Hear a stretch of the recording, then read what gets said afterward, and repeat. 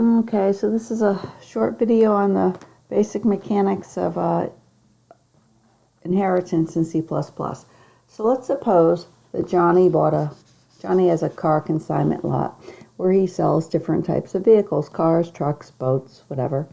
And we want to write an application, we want to write a program to store information for him on all the vehicles that he has in his lot. Well, the logical place to start would be having a class called vehicle, because we'd probably like to have a lot of vehicle objects and represent all the vehicles by objects in this program. So there's a very simple vehicle class here. Our vehicle class contains 3 member variables. Each vehicle object stores the vehicle's manufacturer, the year of the vehicle, the year the vehicle was made, and the price being asked for the vehicle. Okay, and for each of these variables we have set functions. For each of these variables we have get functions. We have a display function that can be used to display the information in a vehicle object, and we have 2 ways to create vehicle objects: a no argument constructor and a constructor that accepts a manufacturer and a year and uses those pieces of information, those parameters, to initialize those fields. Okay, and that's in vehicle.h. Now if we look at vehicle.cpp, we will see that. Okay, vehicle.cpp includes vehicle.h, which is the declaration for this class. It also includes IOStream, because this particular file will be using cout to do some output. And then what else is in here? Well, just the implementations of all the functions. The constructor that takes no arguments initializes all 3 variables with values that can be clearly seen as not initialized, namely not known, a price of 0, and a year of 1800, because there isn't a year of 1800. I mean, he's not selling cars that old. Let's see. This particular constructor uses the 2 values to initialize these 2 variables, the manufacturer and the year, and that sets the price to 0. We have our basic set functions for each of the variables.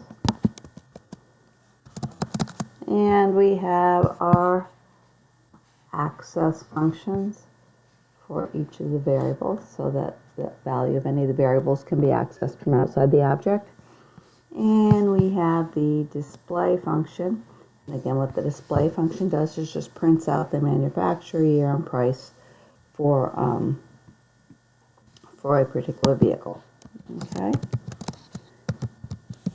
Okay, so at this point, we would be able to write a main program which creates a vehicle object. Our main program, of course, would include vehicle.h, because that is the file that has all the prototypes for the vehicle class.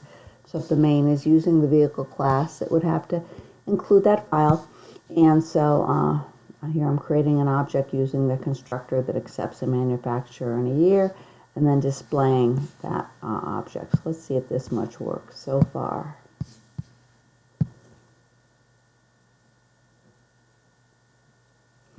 Okay, so we see that when the object's created and display is called, it prints out Ford 2010 with a price of 0, which is what that constructor would have done. So right now we know we have a working vehicle class. Now, as we start to think a little bit more about this program, we know that these objects store 3 pieces of information that all of our vehicles will have. All vehicles have a manufacturer, a year, and a price.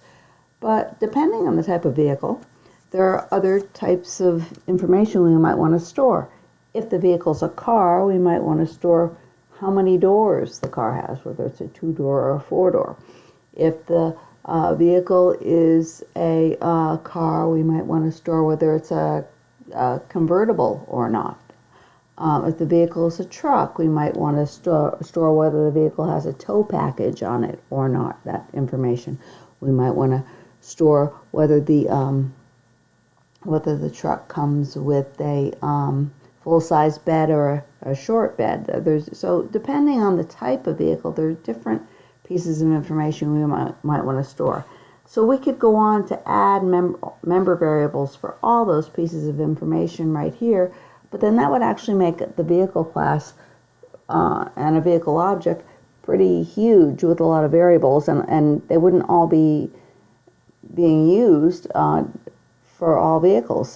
If we put all the variables in here for both that are needed by cars and trucks, every time we created a vehicle object for a car, we wouldn't be using some of the variables that were designated for trucks, and vice versa. So we don't want to do this. We're just going to consider this our base class, okay? And what we're going to do is we're going to inherit a class from it. Okay, we're going to derive a class from it. Use inheritance. So let me see. I happen to have already coded one here, so.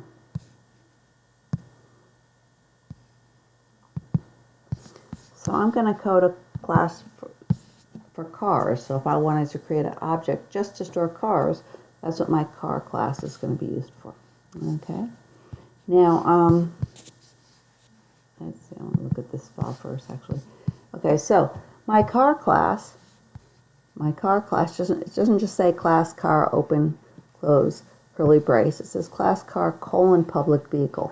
What that means is that the car class derives from the vehicle class. A car basically is a vehicle. When I create a car, my car object will contain have all the member variables that are in a vehicle, as well as any member variables that are declared here.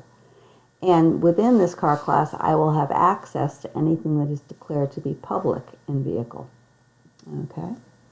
So let's see. So just to keep it simple, I just added one more thing in this car class. So a car object would have a member variable doors. So really, when I create a car object, since it derives from vehicle, a car object will have a manufacturer, a year, a price, and a number of doors. Okay. My car object here, when I go to construct one, has 3 constructors. Okay, a car object that takes no arguments. A car constructor takes no arguments. A car constructor that takes a manufacturer and the number of doors, and a car constructor takes the manufacturer, the year, and the number of doors. And I'm also going to have set and get functions for the variable doors that's been added. Okay, so right now the car class derives from the vehicle class. Okay, so now let's look at this guy.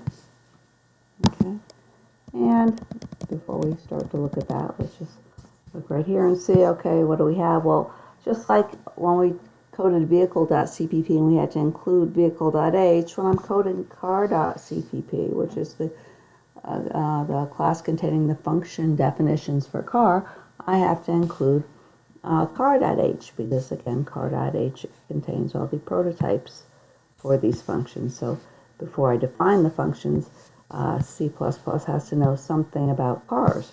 Okay, so here's my get doors, and here's my set doors, just as you would expect to see them. Now I also had some constructors.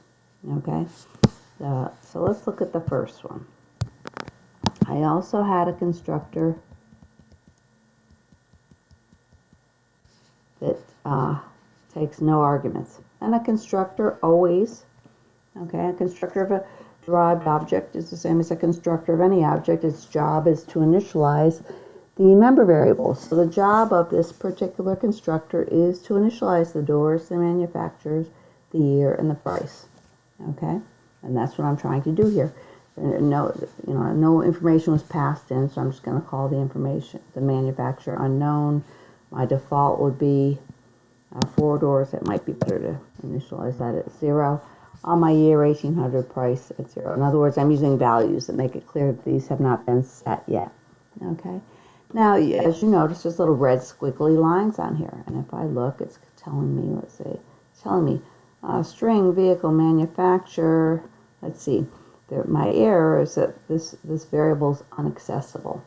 Well, how can this be inaccessible when a car derives from a vehicle, so a car object does actually contain variables for these pieces of data. Well, when I declared my vehicle class, I said these things were private. Private means, okay, private means that these variables cannot be directly accessed outside this class, okay? And yeah, even though a car is a vehicle with something extra, I am outside of the vehicle class, so I cannot access those three things. So there's a couple different ways to deal with this. I do, yes, want to initialize all these variables here, but I don't have direct access, okay? So one way to allow the car class to initialize these variables and access these variables, which of course the car class will need to do, is to use a different access category. There's an access, just like there's public, which means anybody outside the class can access, or private meaning nobody outside the class can access. There's something called protected. Okay, and if something is protected, it means whatever I declare under protected can be used inside this class and also by any class that derives from it. So how about if I just take this guy, my year, and make my year protected.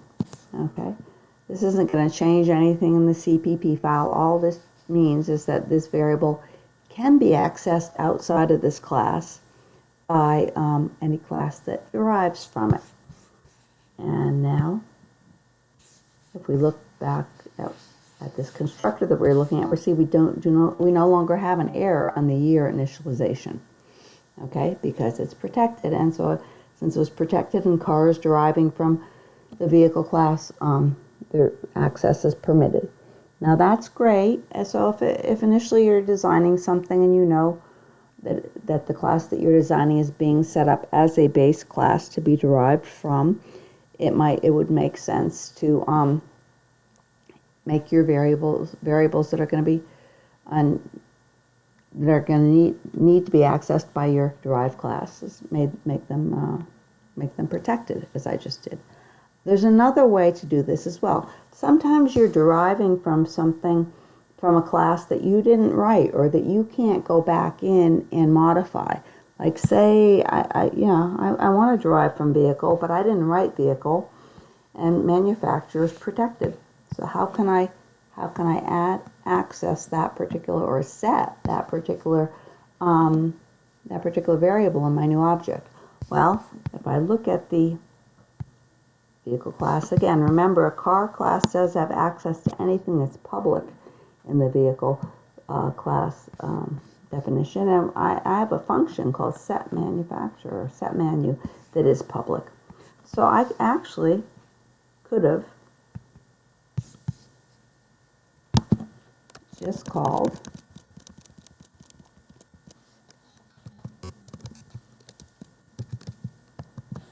this. I can call this function if I don't have direct access, and there is that set function. I can set the variable in that manner.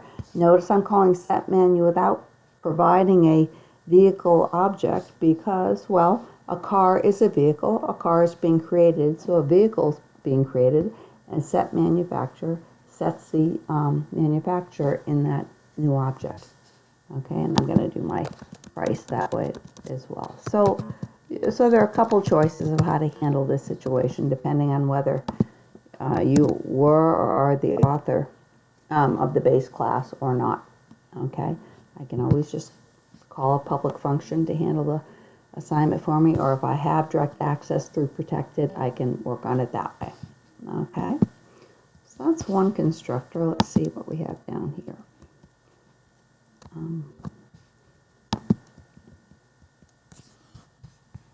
Okay, so here's this next constructor, and again, this constructor sets, this constructor is the one that takes two arguments. It takes two parameters, the manufacturer and the year, which are being used to initialize the variable. Again, I'm calling set manu here because it's still private in the vehicle class. And I'm directly assigning here because this one's protected. And my default for my doors should probably be 0. And again, for my price, I use set price and assign my price to 0. So same concept is up here, except I had a couple concrete pieces of information to use. Okay. And then here's a third one. I did it a little bit differently. I can explicitly, within a constructor for in a derived class, I can explicitly call a constructor from the base class. In these two, I'm not explicitly calling a constructor, and so actually C++ is calling the no argument constructor before it executes my code. Okay, so I didn't really have to call a constructor. Here, I'm actually calling the constructor vehicle. It takes a manufacturer and a year, and I'm passing in these parameter values. Okay, this is called the initialization area. So when this constructor is called, it's going to explicitly call this constructor as opposed to the no argument vehicle one, and this constructor will make sure that the manufacturer and the year are assigned values, and then I'm just assigning the other two. Again, I can always directly assign to doors because doors is declared inside the car class, and then I'm calling set price to set the price in the vehicle class. Okay, so that's just a little bit about access, protected versus versus private. And again, we can use if we have protected, that's great. If we don't, if there's a set, that's great, or a constructor that we can use during our construction, that's terrific as well.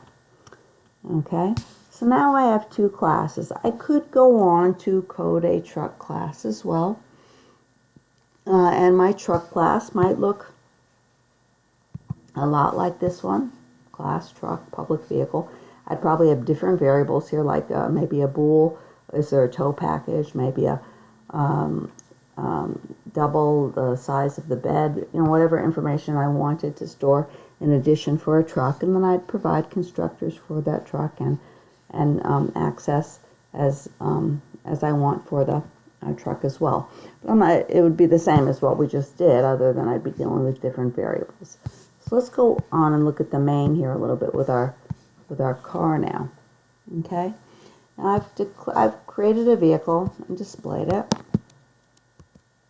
I'd also like to create a car, because I also have a car class in this application. Okay, and let me think. My car class has a constructor which takes. Let me remind myself. As a constructor takes a manufacturer, a year, and a number of doors. So let's use that one. My manufacturer is Volkswagen.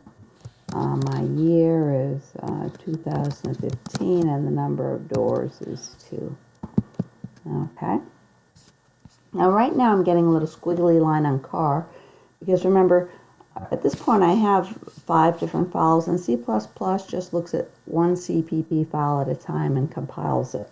So it's when it looks at this file, it's not really aware of the other files in the project, so it doesn't know what this car thing is. So I need to include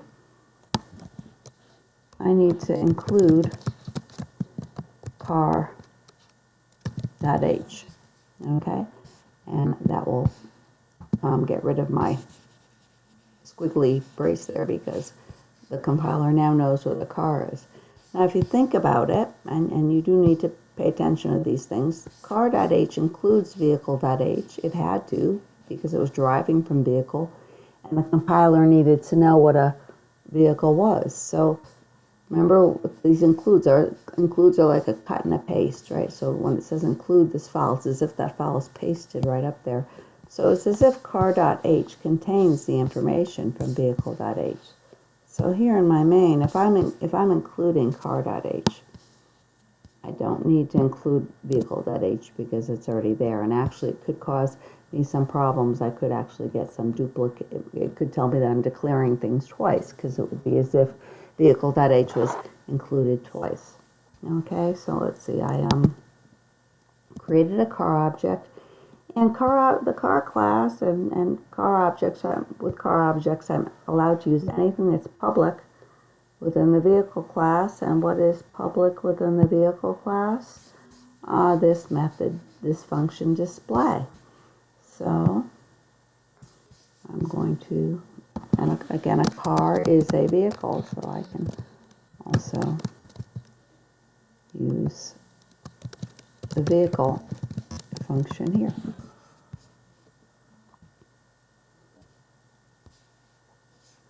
And of course, when you're building these things, I haven't been doing these because this is so simple, but you know, when you first code this class, typically when you have a class coded, before you start to code other things, you make sure that that particular one compiles. So I just made sure that that particular class compiled, and then I just typed in car.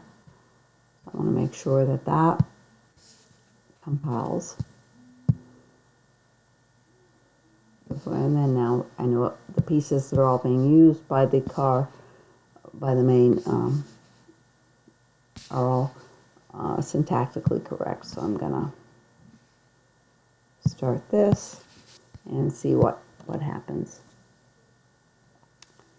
Okay, so what do I see? Okay, well, display worked for a vehicle just like it worked for a car. And what did it do? Well, for the vehicle, it printed out Ford, the year and the price, and for the car, it printed out VW, the year and the price. Okay, now that's great, but that's great. So I can use display because it is a public function of the vehicle class. I can use it with a car. Okay. Now, what if I also wanted, when I was displaying a car, I wanted to also print out the number of doors? Well, I could do something like this if I wanted to also print out the number of doors.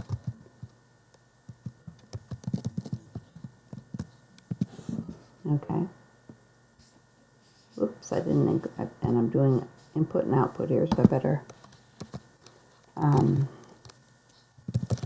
include my IO stream.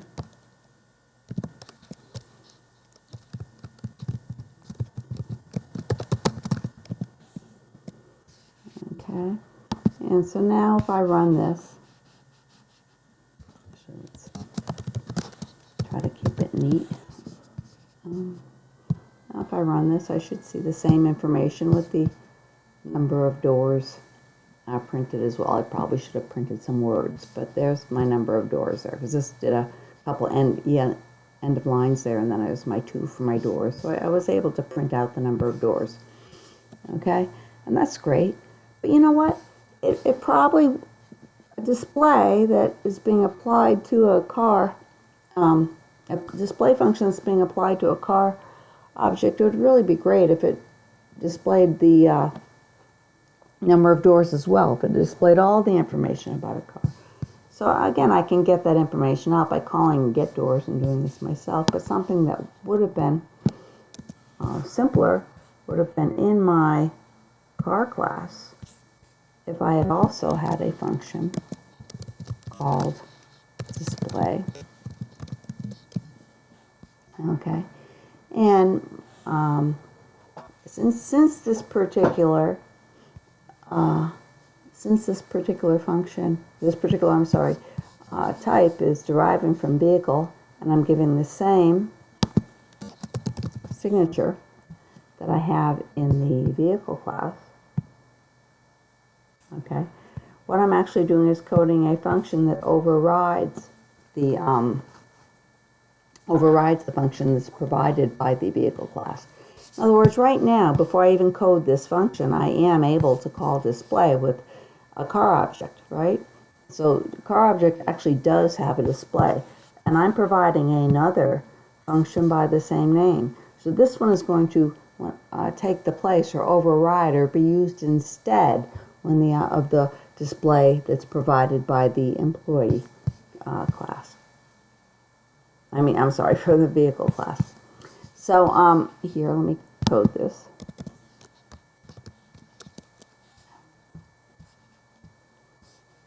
I'd like to do this kind of down here, more near the bottom maybe. Okay. So my return type. Void car display. And it's important that the signature be exactly the same. Like, since this one has a const on it, but as it should, I definitely don't want to forget the const when I define this one. And let's see, what do I want to do in this one? Well, there's two different ways I can do this. Okay, I can print all the other stuff, all the stuff. I could basically duplicate all this stuff from the vehicle, and then also print out this car has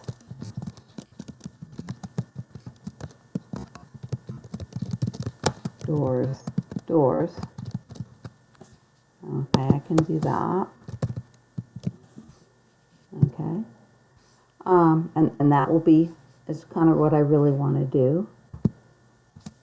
Let's see, I'm getting red lines on, okay, now display. I'm getting red lines on manufacturer here. Why am I getting red lines on manufacturer? Because manufacturer is private to the vehicle class. So instead of saying manufacturer, I have to say what?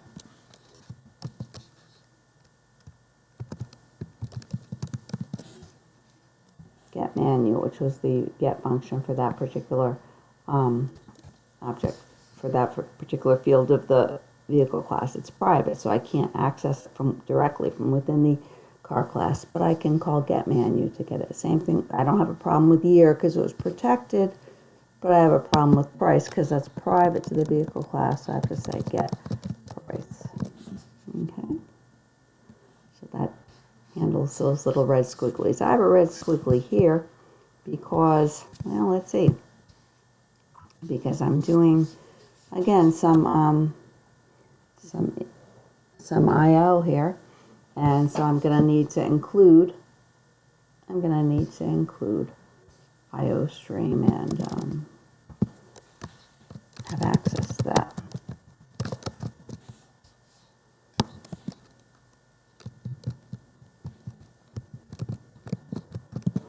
Now, thinking of something, you know, we sometimes try to get really willy-nilly about where we put all these include stuff. But if we really think about it, if I included it in vehicle.h and I have to include it in car.cpp, I probably could have included it up in one of the, possibly in, I included it in vehicle.cpp and I have to include it in car.cpp. I probably could have included it in vehicle.h, and if I did that, I would not need it here or in vehicle.cpp. Okay, just kind of factoring up. Because remember, if you include something that includes something, you've got it. So thinking through all that, you don't necessarily have to include everything everywhere. Matter of fact, what I'm saying is, and I guess maybe I'll just do it, is right here. I'll include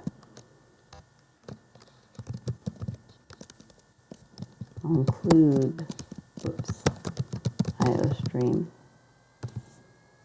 Okay, and then in vehicle.cpp, I'll take that out because vehicle.cpp includes vehicle.h, and car.cpp includes car.h, which includes vehicle.h. So I've also have access to that as well. So I only had to put it in one spot. Matter of fact, I might not even have to put it in my main at this point. Okay, so we've gotten rid of those errors. But so the main point here is I've just overridden this particular function. Car has its own display function. Okay, so now if we go back to the main, let's actually just compile this. Okay, and if I go back to the main, and I just run the same code. I'm not going to change the code at all. I'll see. that was just by calling display, the display function with the two different objects. The first display handles this, the second display does all that. Okay, so I've basically, again, overridden this particular function in the car class, so that when a car object is used, the display that a car object has access to from the vehicle class is totally overridden and is used instead. Another way that I could have done this, actually, now let's just keep it simple for now. That's good. Okay, so that's all we need right now.